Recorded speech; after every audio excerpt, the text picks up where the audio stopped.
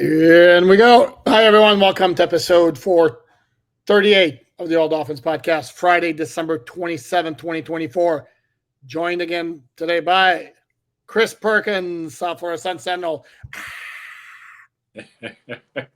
Good to be here, man. I'm heading up to Cleveland. So here's my dilemma tomorrow. I land in Cleveland at 1 o'clock.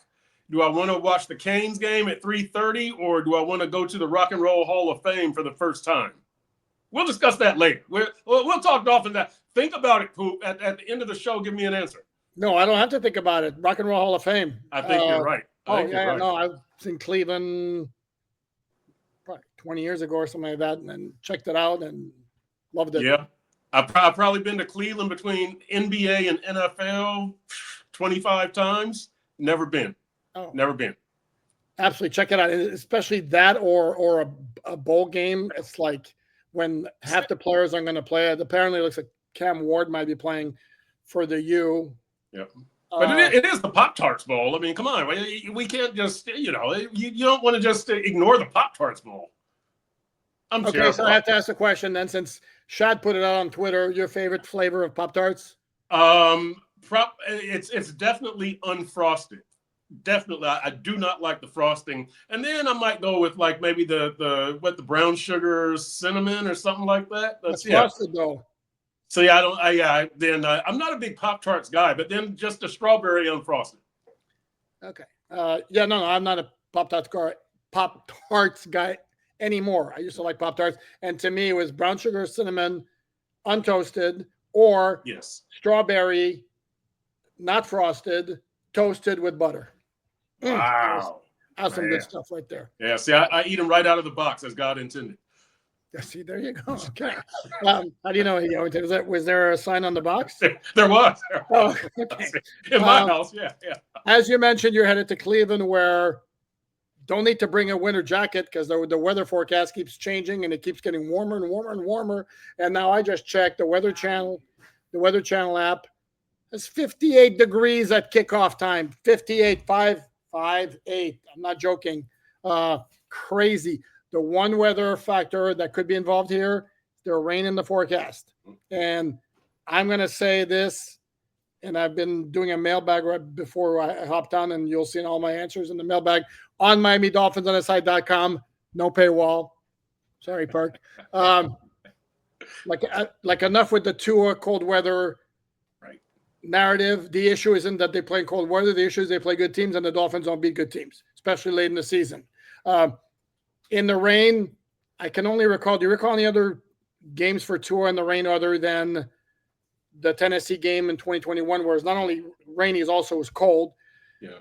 I think the Baltimore Thursday night game was there rain, or had it rained during the day? Because I remember the weather being kind of yucky that night. Yeah, that's the only rain game that I can recall for Tua. I don't recall any other the puddles or anything. Even I've said this many times that Mike McDaniel has ushered in great road weather, like absolutely spectacular. The dude brought some great weather with him. So let's hope that continues.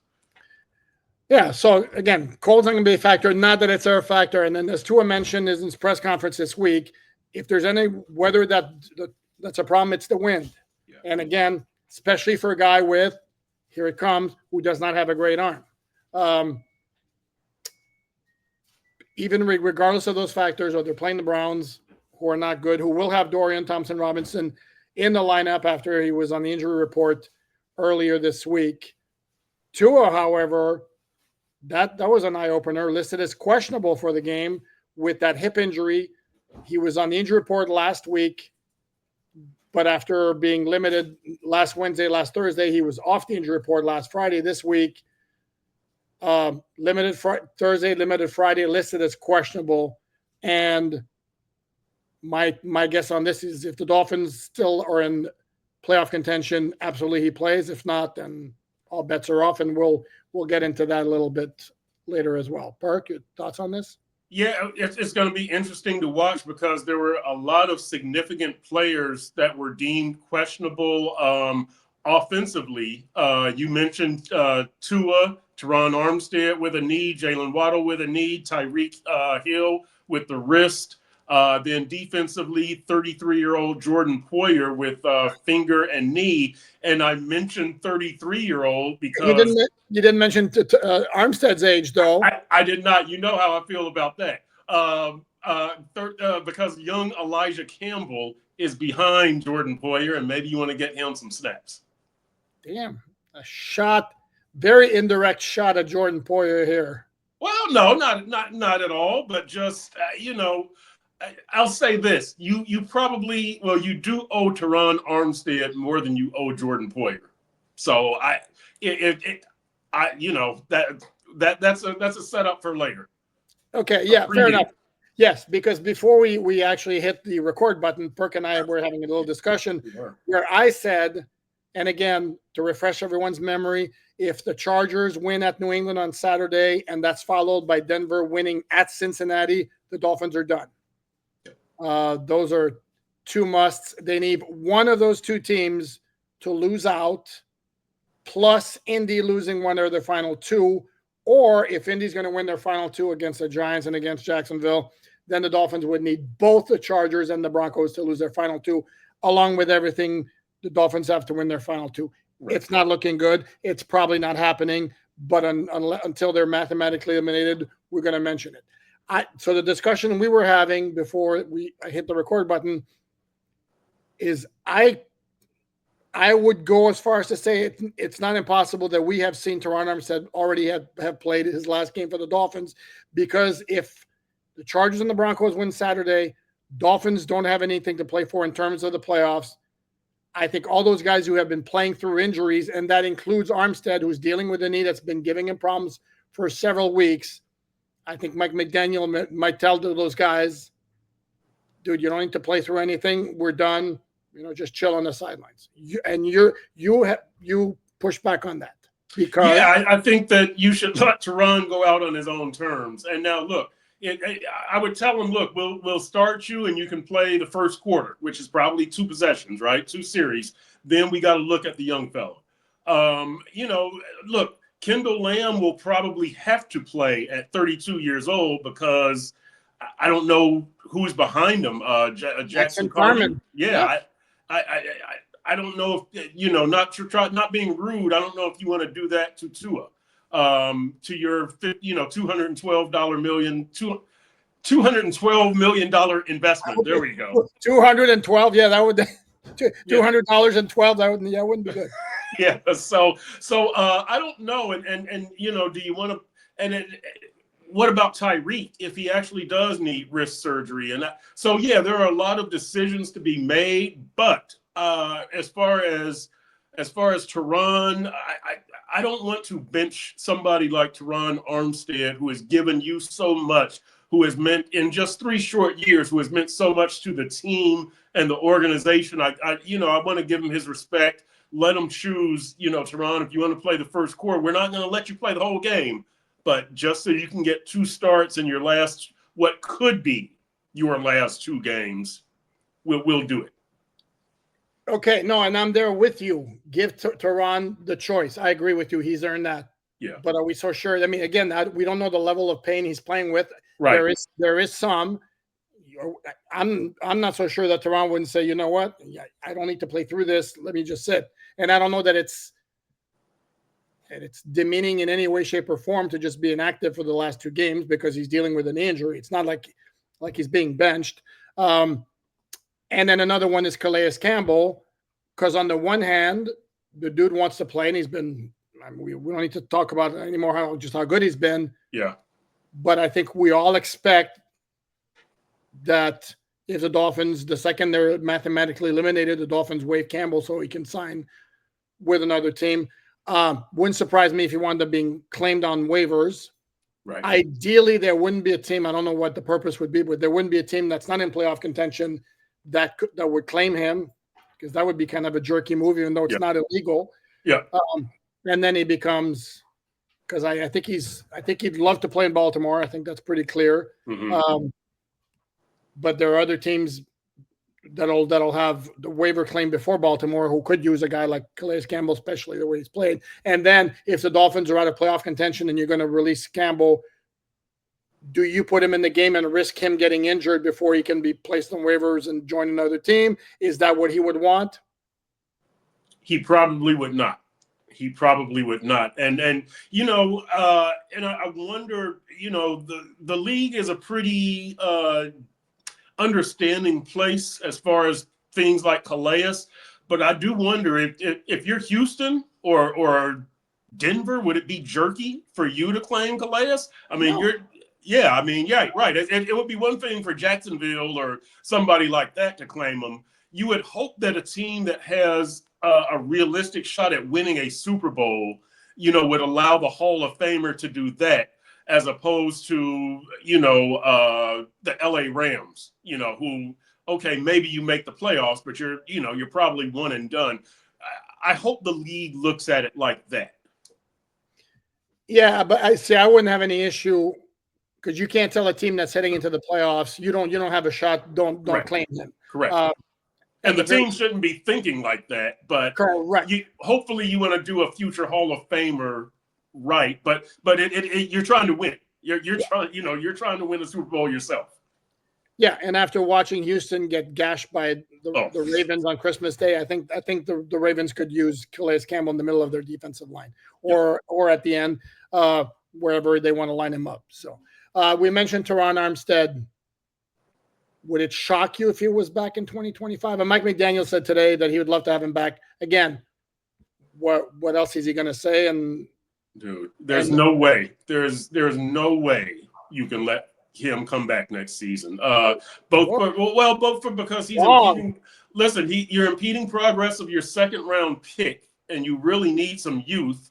And let's face it, the guy's going to make a lot of money, and he might not make, 15 games, 14, 13 games. He might not be available in December. You're trying to make the playoffs still. You're still trying to win a Super Bowl next year with all this talent, with Tua and Tyreek and Waddle and Ramsey. Listen, Chubb, Jalen Phillips. I mean, you're still trying. Aaron Brewer, Austin Jackson. We all love to run. They just can't let him come back. Absolutely no way. That's assuming he even wants to play again, because he talked earlier this year about how for the past 3 or 4 off seasons he's thought about retiring. I'd have to think that after another season where it was one thing after another, at some point he's going to be like, you know what, I've had it up to here. Let me be done with this. But because the thing is, the other part of it is when he's in the lineup, he's good. I mean, he's really good. He is. So you mentioned Armstead, and we got the Bradley Chubb situation because Armstead carries a $22 million cap number for next year. Mm-hmm. Chubb's at 29. Yep. And there's zero chance, the way I see it, maybe even less than zero, that he comes back at that cap number. So the question is, does he agree to restructure his contract, perhaps involving a pay cut, or do the Dolphins let him go? And if they let him go post-June 1, with a post-June 1 designation, they'd save $20 million against the cap. If I'm the Dolphins, I don't let him go. I talk him into a pay cut, and here's why. I'm still trying to win a Super Bowl in 2025, and quite honestly, I can't count on Jalen Phillips coming back at 100%. I don't know what Chop Robinson is going to be. He's had a good second half of the season, but I don't know if he's good for 8 sacks next year, 10 sacks.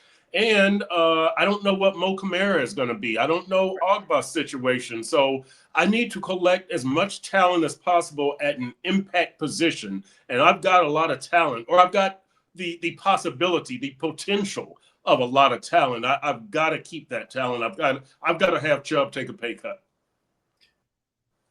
No, I agree with you. The one thing, though, is we don't know what Chubb's going to be when he comes back, because it'll have been more than a year since. Right. He's playing and he's coming off like a really bad ACL. It was an ACL plus. Yeah. The other part of it is it's great to ask him to take a pay cut. He's got to agree to it, because he can say, no, cut me. If he's got any sort of indication or confidence that he's going to get a good deal or better deal somewhere else. And given, again, the uncertainty that's going to be hovering over him because of the injury, I don't know how much you could get on the open market. But I'm with you. I would advocate for him coming back after having a very nice, polite, delicate conversation. Saying, Bradley, we love you, but you cost too much. You need We need to chop. Think of the greater good, Bradley. There you go. There you go. Well, you know what? Actually, I would sell it to him like this: is that we've still got a lot of talent here. We could use that extra money to get a little more talent and make a run. That's not your responsibility, but if the better we do, the better we all do, financially and statistically and everything like that. So help us help you. Now, Chubb would probably laugh, but his agent, his agent would have to talk him into it, I would think, because the Dolphins are in a tough spot here. Because Chubb could play hardball and say, "Nah, I'm not going to do that. You deal without me. You pay me full price, or you go into the season not knowing what Jalen Phillips is going to look like, not knowing what you have in Chop Robinson, not knowing what you have in Mo Kamara." He could play hardball. He could, but I think that he would be, team friendly to a certain extent. No, I agree, because again, not like he's got a ton of market value again because of the injury. So right. We mentioned the injury report a bit earlier. The two guys, along with the 6 who were questionable, who you did such a great job of running down. The two. I'm serious. You did a great job. No, that's good. That's good. It's just not something that I normally do on this show. Okay. that's normal. No, because I know I have them. I tend to be every once in a blue moon a bit of a smart ass, and you look like you were waiting for me to like deliver a little jab or something. No, you did a great job. 2 guys were ruled out. No surprises there. Kendall Fuller dealing with a knee injury, and linebacker Anthony Walker Jr. dealing with an injury as well. If the Dolphins open a nickel situation, Cater's going to be in the slot, and Storm Duck, I would suspect, would be the starting cornerback opposite Jalen Ramsey. At linebacker, I would suspect Tyrell Dodson would start in place of Anthony Walker Jr. Anthony Weaver made an interesting comment yesterday talking about why it was Duke Riley who replaced Jordan Brooks in a lineup after he was injured against San Francisco, and it was a question of specific positions, with Dodson having worked pretty much strictly at the middle linebacker spot since he got to the Dolphins from the Seattle Seahawks. Cleveland ruled out 3 players, including David Njoku. That's a big one, tight end from the U, who is one of their best offensive players. They ruled out, I'm going to have to look it up because it's a really tough name. Their defensive end, his name is Agbo Okoronkwo. Yeah. I have no idea. When I typed it today, that was the first time I had ever typed it. I'd like to buy an O, Pat. Both of them have knee injuries. Cedric Tillman has a concussion, also ruled out. And then quarterback Jameis Winston has a right shoulder injury. He's listed as questionable. It doesn't matter because it's Dorian Thompson-Robinson who's starting anyway, as per Kevin Stefanski.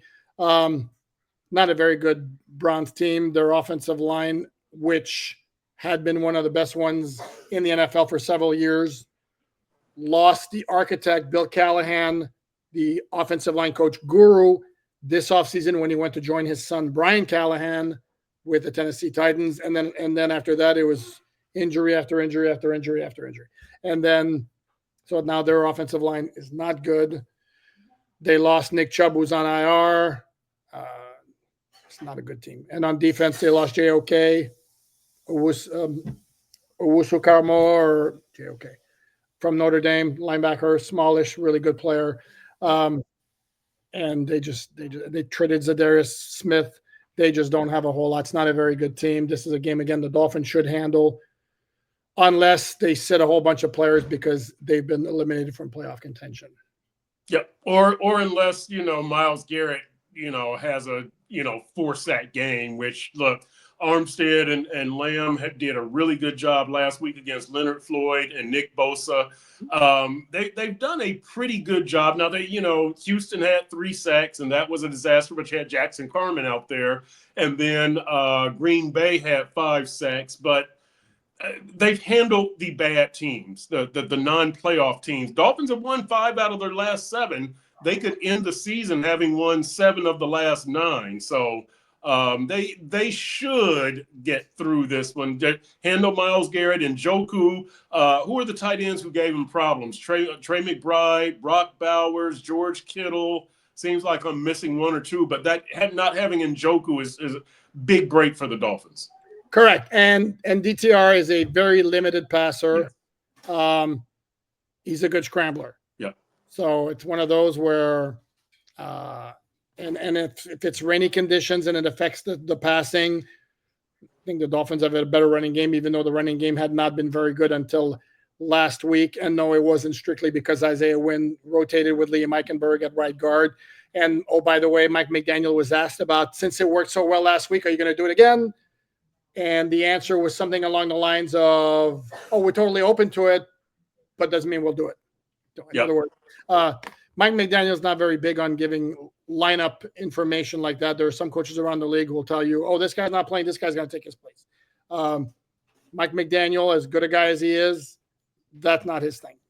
No. And you know something, Poop, I think that their offense now is better suited to playing in rain or cold weather with this short control, dink and dunk passing game and the run. I was kind of hoping that we would get some inclement weather up here just to kind of test that out. And I think it works better for you than chucking it downfield for Tyreek and Jalen Waddle, X amount of times per game, 15 times per game or whatever. So I do want to, I just want to see how this offense handles some rain and wet ground and stuff like that, because I would think you could, you still get the big play threat, right, from Jonnu and Devon Achane. It's just the risk of getting them the ball is not as high as the risk of throwing deep to Tyreek and Waddle. Correct. And it also depends how slippery the track is going to be, because it's supposed to rain like all day on Sunday. If it gets to be muddy and a mess, then perhaps there could be some issues. I lost my train of thought here. Oh, no, I know I was going to ask you. Yes. Even though there are 2 games left in the regular season, there are a couple of South Florida Dolphin reporters who shall remain nameless who decided to unveil their MVP picks. Yeah. You familiar with that, Perk? I think I know some people at the Sun Sentinel and Palm Beach Post who took Zach Sealer as their MVP. Look, to me, Zach is the easy choice. I know Devon Achane is having an outstanding season, but I'm taking the guy who had 8.5 sacks, the guy who makes a lot of big plays in big games, the guy who chews up the double teams, right? That Zach Sealer. He's the number 1 defensive player on the number 8 defense in the league. So I'm pretty comfortable taking Zach Sealer for the Rams game. I think you might have said this, just how he set the tone right out of the box with that tackle for loss, 8 or 10-yard loss, whatever it was. He is a tone setter, a hard worker, somebody who you like to point to for your other players and say, look, this is a dude who lived in an RV, went to Ferris State, D2 school. Down by the river? Down by the river. That's exactly. An old man in a van down by the river. Yeah. So, yeah, he's, and he's a guy who also, you might have said this also. I do a lot of shows. I don't remember. Chris Greer, nice job. You gave a contract extension to the right person. Nice job, Chris Greer. So I like the Zach Sealer choice. Achane has had an outstanding year. I just think that Zach has been more impactful. But what happens if in the final 2 games, Devon Achane has like 200 all-purpose yards both games? Would that have swayed your choice? No. Okay. No, I mean you're the number 1 player on the number 20 offense. The offense has been a disappointment this season. Achane he's the backup plan, right? You came in thinking Tua to Tyreek, Tua to Waddle, and then the fallback plan is Devon Achane and Jonnu Smith, who are both in my top 5. By the way, my top 5 for those who don't want to pay for the Sun Sentinel site. I had Zach Sealer, Devon Achane, Jonnu Smith, Calais, Jalen Ramsey. So no Tua, no Tyreek in the top 5. Which, it's solid. You're going to get some massive pushback. I apologize. I forget if you guys allow comments at the bottom of your stories on sunsentinel.com. I do look at the stories. I never notice if there are comments at the bottom or not. No. I'm We going to used to. No. Oh, okay. I'm going to guess you're going to get a lot of pushback with the obligatory. How can you not have Tua? Look what happened to the offense when he was out. That's easy. Against playoff teams this season, Tua has 7 touchdowns, 7 interceptions. Against non-playoff teams, 12 touchdowns, 0 interceptions. You got to win. He's 6-5 as a starter. I mean, you've got to make something happen. And I know it's not all up to the quarterback. I always preach that. It's not all up to the quarterback, but you can't be 7-7. As a matter of fact, oh boy, do I have? Let me get my numbers out because I did write these numbers earlier today. So nice. I like it. Did some homework before he came on the show. I love it. Yeah. So Tua in the last 2 seasons against playoff teams, he's got against playoff teams 15 touchdowns, 14 interceptions. Against non-playoff teams, 34 touchdowns, 8 interceptions. You've got to be better.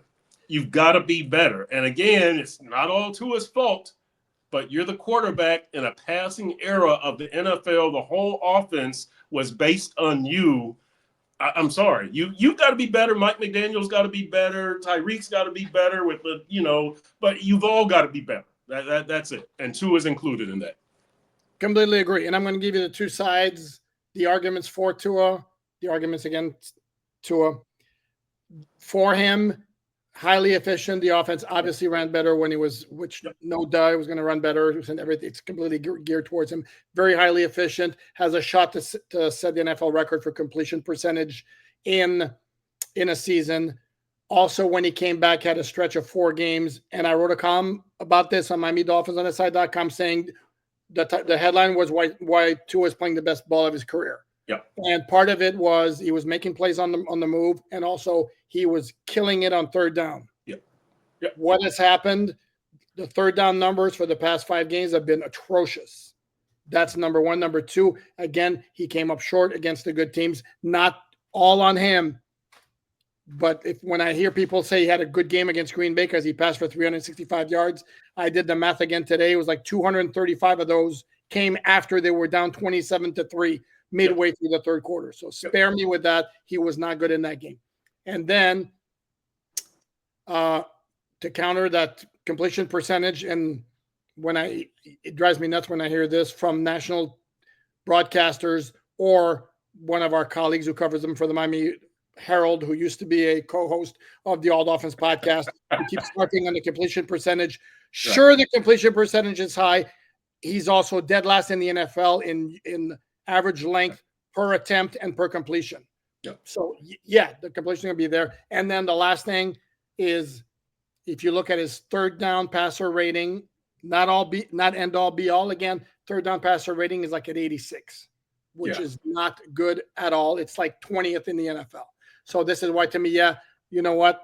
I've talked myself into it, because at first it was like, on the surface, Tua has to be in the top 5. No, again, he's the one who's the quarterback, who's going to have the ball in his hands, and he's going to make the throws. And if he throws, the best example to me is the tight end screen to Jonnu Smith against the Jets in overtime. He 2 back-to-back tight end screens. They picked up 33 yards. The passer rating for those 2 plays is 118. Yeah. So if you focus too much on the passer rating, you look at that would be an example right there. I'm sorry, but it's not the term I use, not a whole lot of heavy lifting to take 2 steps back and throw a tight end screen to Jonnu Smith. I like your top 5. It's very solid. Does Teron Armstead not merit a spot in that top 5? He could. He could be in over Ramsey, but the defense has been so good, so I like having 3 defensive players, Zach and Calais and Jalen Ramsey in my top 5. I could see Teron being in there instead of Ramsey, but Calais and Jonnu and Achane, they've got to be in. Calais also for off field, but let's keep this to on field. He's been a mover and a shaker. Yeah, but again, we don't know we kind of have an idea of what goes on behind the scenes in terms of who are the leaders of the team, but not the ins and outs, because we're not in the locker room there other than, our 45 minutes 3 times a week. So I don't know if I want to.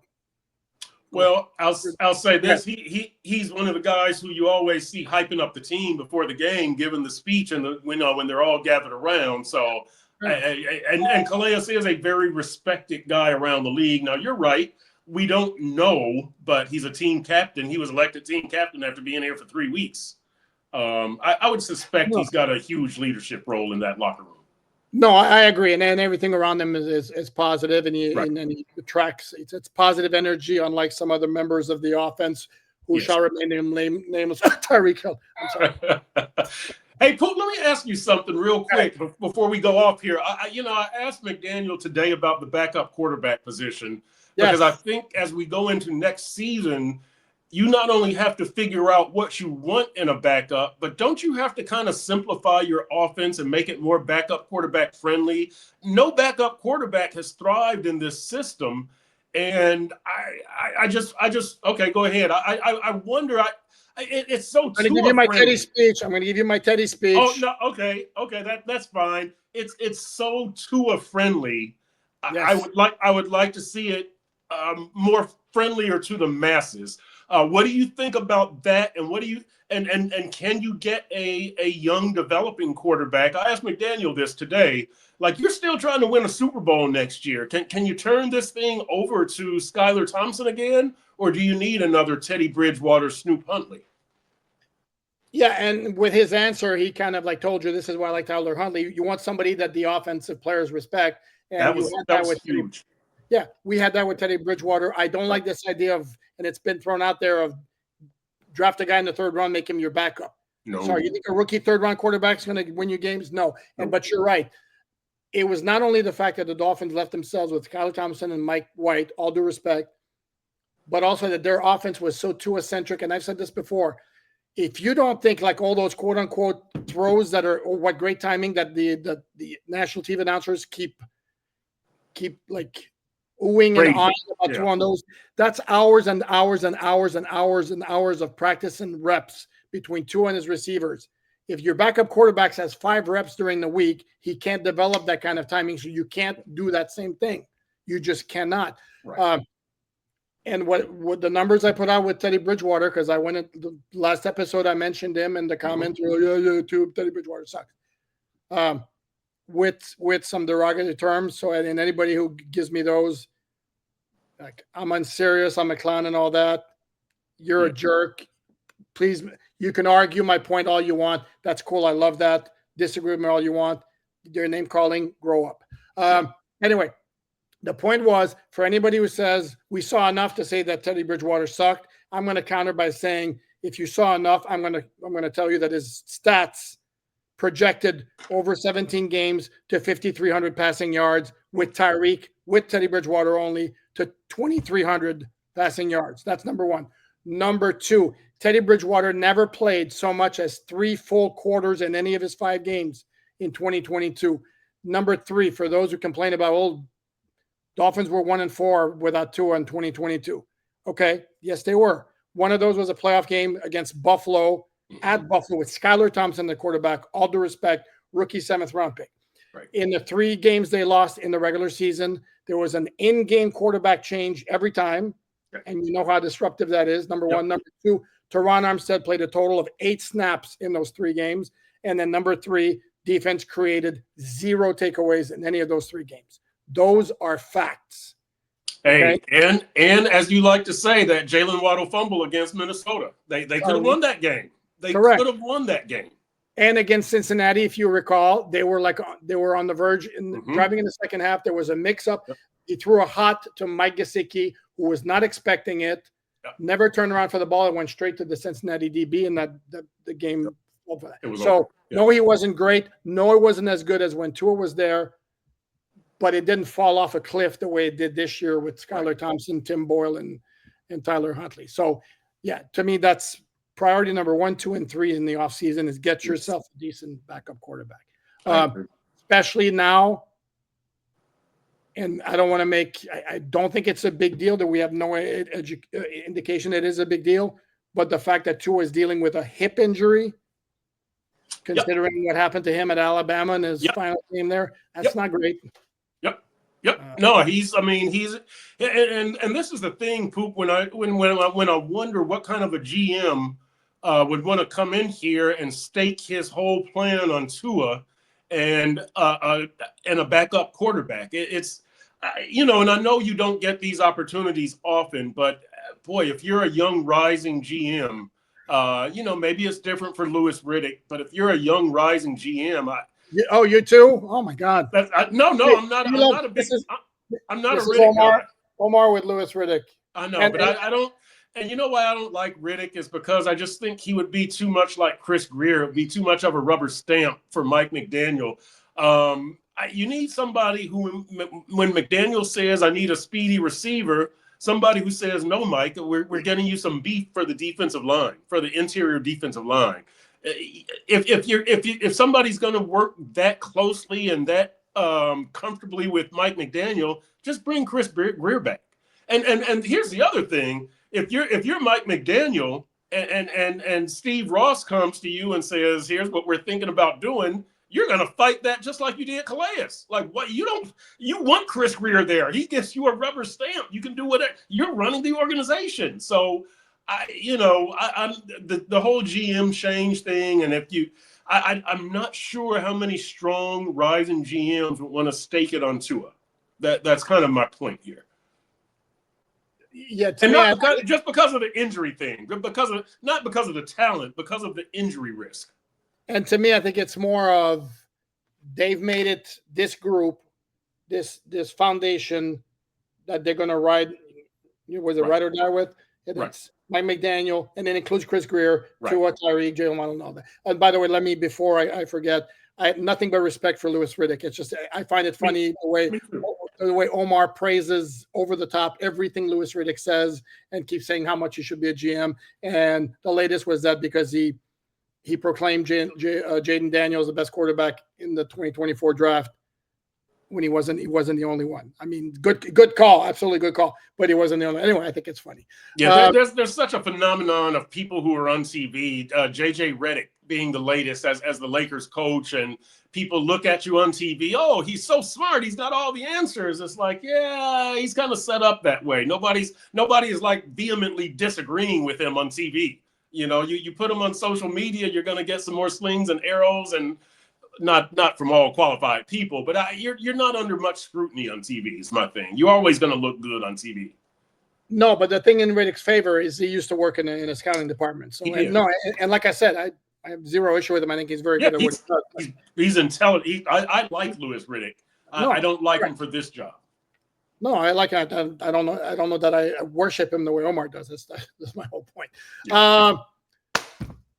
Parting words, final words, Perk. Dolphins heading to Cleveland. First of all, if you had to predict, do you think the game is going to be meaningless in terms of playoff ramifications? Are you confident that either the Chargers or the Broncos lose on Saturday? Yes, Cincinnati's going to win. Book it. Cincinnati wins. Okay. They're at home. Cincy's at home. I mean, look, they're both on the road, right? The Chargers at New England and Denver at Cincy. But I definitely, Joe Burrow, I could see him getting hot and doing some good stuff. Okay. Here's my only reservation with this, because my knee-jerk reaction was like, Cincinnati's got this. Cincinnati's wins in 2024. Carolina Panthers, New York Giants, Cleveland Browns, Las Vegas Raiders, Dallas Cowboys, Tennessee Titans, and Cleveland Browns. Sounds like a Dolphins resume. Well, Dolphins beat the Rams, though. They did. The Bengals have the lowest strength of victory in the entire NFL, I believe. Yeah. Having said that, I think I would still be leaning slightly. My think is I think Denver is a little bit. I thought Denver was like a team to watch, and then they completely collapsed in the second half against the Chargers. I thought the Chargers were a team that was very vulnerable. Yeah, might wind up being knocked out of the playoffs, and it completely flipped in that second half. And now I don't know. I hope so, because it would be nice if the game had some meaning as opposed to Yes. Dolphins are done. It's time to look. And by the way, for those wondering, 2021 is the last time the Dolphins were eliminated in the next to last week of the regular season. That happened in the last time they played. Oh, that's a bad omen. That's the last time they played in the rain at Tennessee. Wow. They lost the game 34-3. They got knocked out of playoff contention. Hopefully it's not deja vu all over again, and it'll be a totally different story. So that's going to wrap it up. We will be back here. And by the way, quick note, the Hall of Fame is set to announce the 15 finalists for the class of 2025, the modern era finalists. Richmond Webb is one of the semifinalists. Good luck, Richmond. Absolutely, fingers crossed. Yeah. And then that's it. We will be back here for the live post-game show about 7:30-ish on Sunday. In the meantime, please like, subscribe, share, all that good stuff. Thanks, as always, to my good buddy Chris Perkins from the South Florida Sun Sentinel. Catch his work at sentinel.com. Have a great rest of your Friday. You can have a good Saturday while you're at it as well. And we'll catch you guys on Sunday. Thanks, everyone.